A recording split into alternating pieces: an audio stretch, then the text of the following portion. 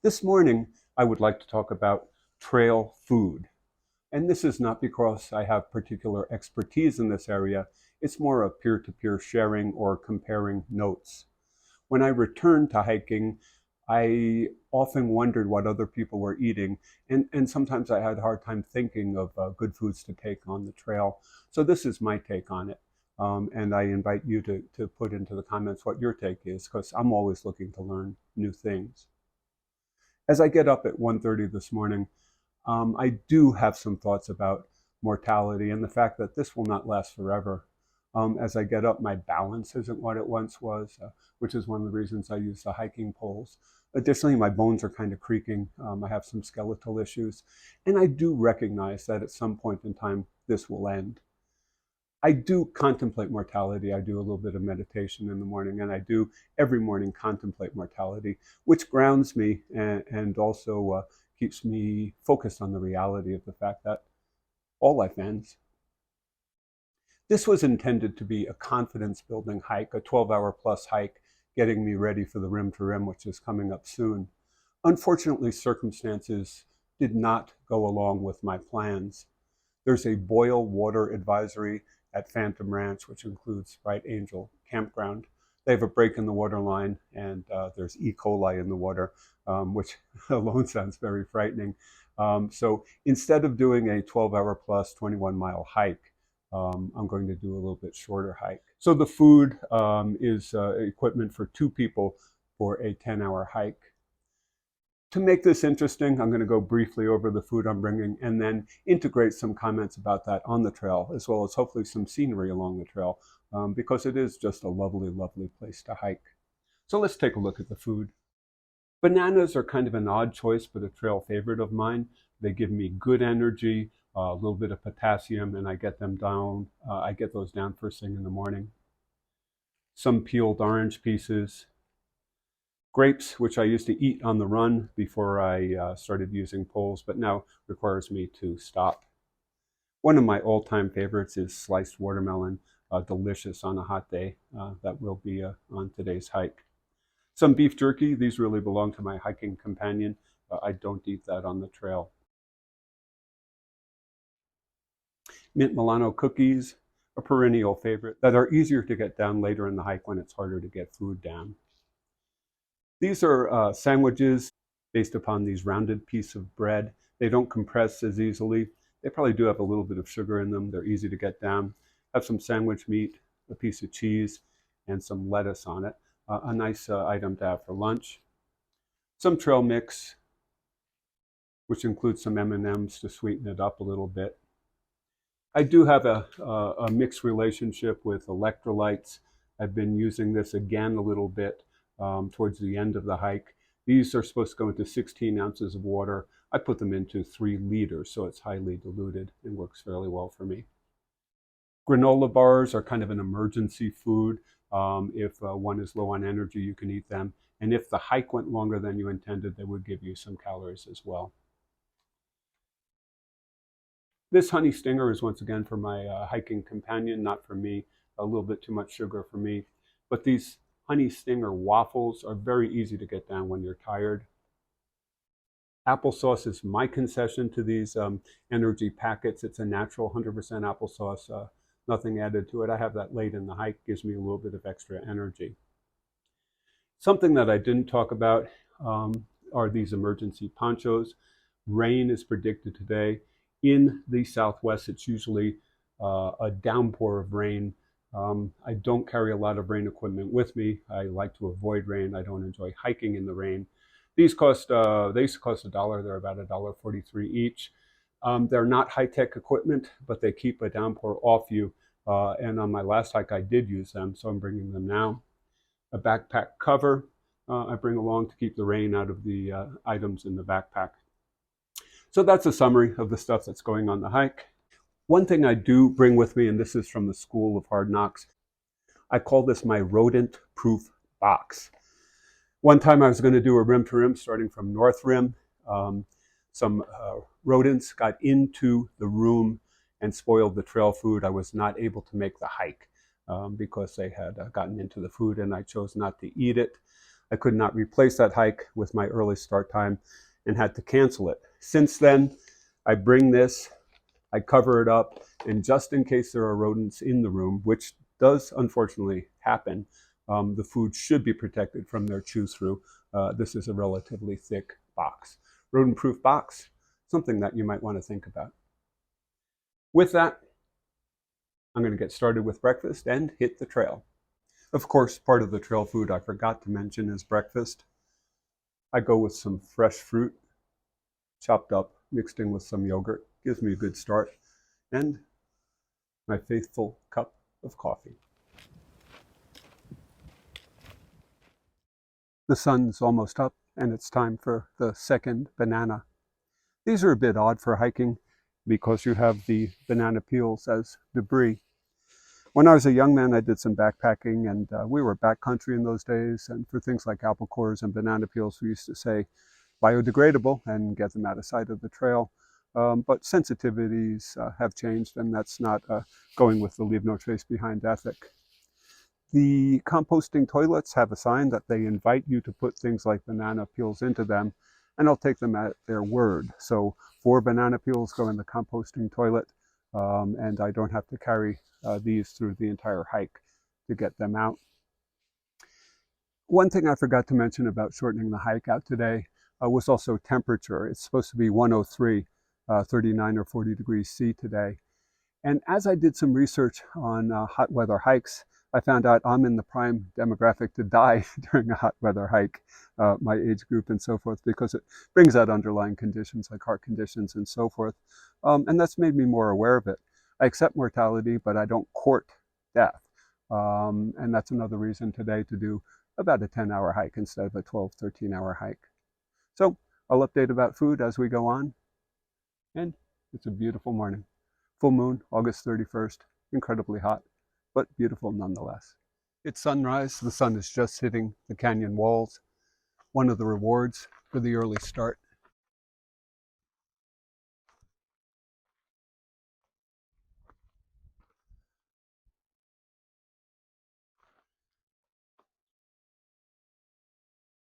It's 78 degrees as the sun rises. It's going to be a hot one.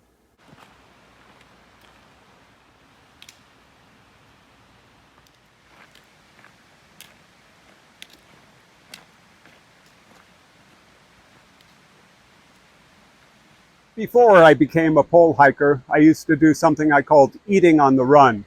Put a bag of grapes in one hand, take them out with the other hand, and eat, which gave me better times. But now that I use poles, I'm more secure. I have less risk of falling and injuring myself, but I do stop when I eat.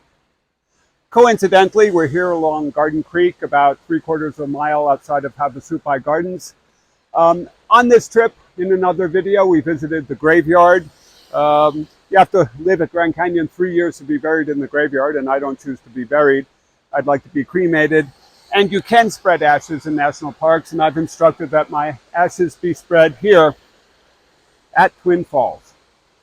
Different times of year, the angles of the sun, the colors of the vegetation are different. Coming around this corner, the sun is coming through this canyon within a canyon. Such a thing of beauty.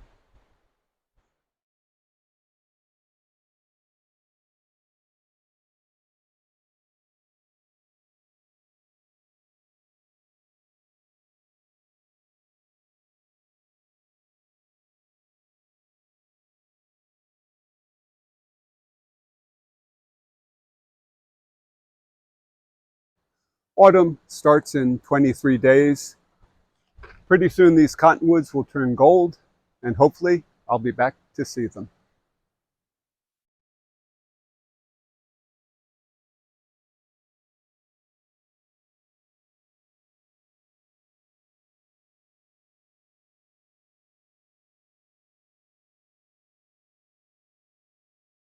I try to front load the calories on the hike. Trail mix is easy for me to eat early on and much more difficult to eat as the day goes by, my mouth dries out. Then I like softer foods. One good thing about the water being contaminated with E. coli is there are no uphill hikers on the Devil's Corkscrew. I've never seen it like this. It is a beautiful scene, and the solitude is lovely.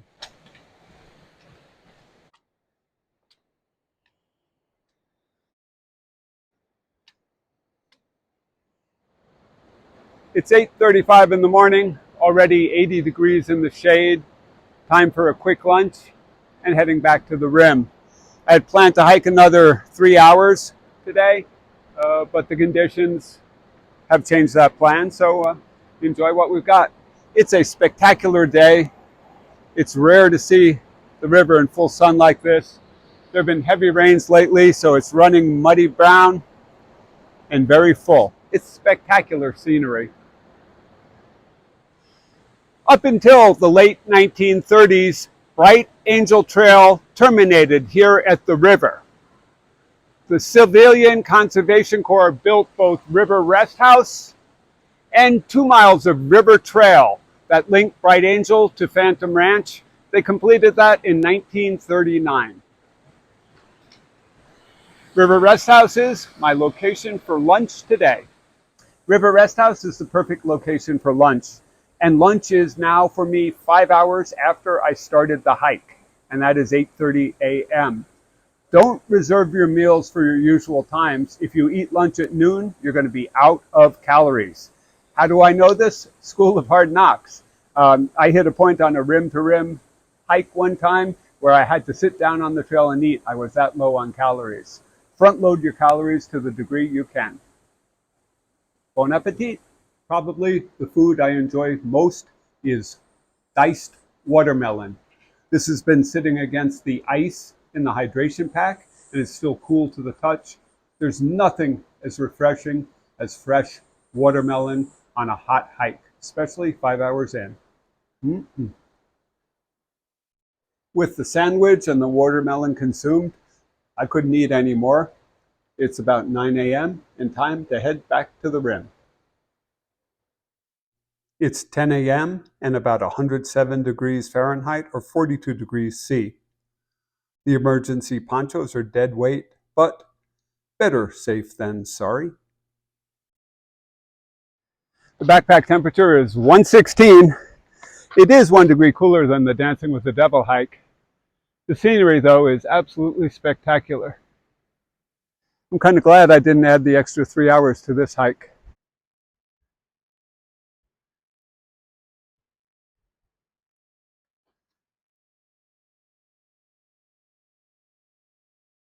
I love to hike.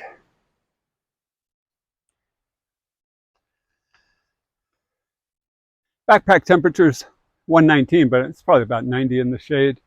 I get to stop and visit with my friend Ralph again here and talk about two things that relate to food. One is the energy gels are very popular, especially among young people and trail runners. The only time I ever see people puking, honestly, is on rim-to-rim hikes, and those are the ones who've been sucking down the energy gels. I don't know if the puking's related to the energy gels or to their youth and pushing too hard. But subsisting solely on energy gels does not strike me as being the healthiest way to hike. The other thing is one of the commenters pointed out very accurately that sugar can be a problem hiking. When I started hiking, I would bring along candy, donuts, and so forth. I thought the extra energy would help me. But actually, there'd be such a rush of sugar that would actually make me dizzy at some points in time. So I've really cut back on the unnatural sugars.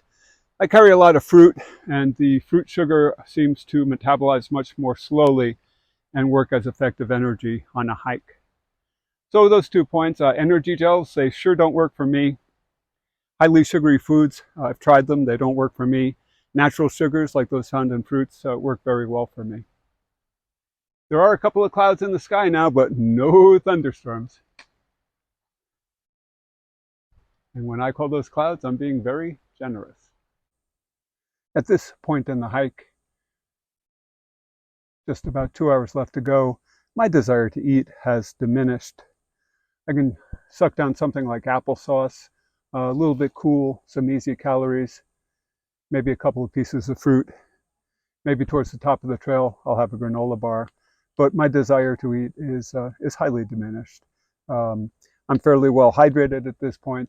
I'm going to mix in a little bit of electrolyte, about 1/6 of the amount recommended in a 3-liter water jug. I'm going to bring along lots of hot water to pour over my head and over my body. It's been maintaining about 118 degrees on the backpack. It was 96 in the shade as we came through Indian Garden. Last hike was about dancing with the devil and trying not to die on a hike, and it turns out this hike is actually warmer and it's much higher humidity, so sweat is not absorbing as quickly. So it's a bit of a challenging hike. I sure am glad I didn't add the extra 3 hours to today's hike. This is about the right amount. It's still a fun hike and a beautiful day. No sign of the rain that was predicted, so it's going to be hot and sunny for the rest of the hike, and it's still a good time.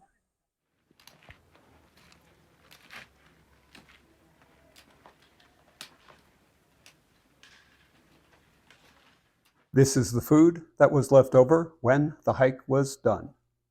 A few final points on food. One I didn't make while I was still on the trail is I always bring along some hard candy. I always say that it tricks your body into thinking it has extra calories.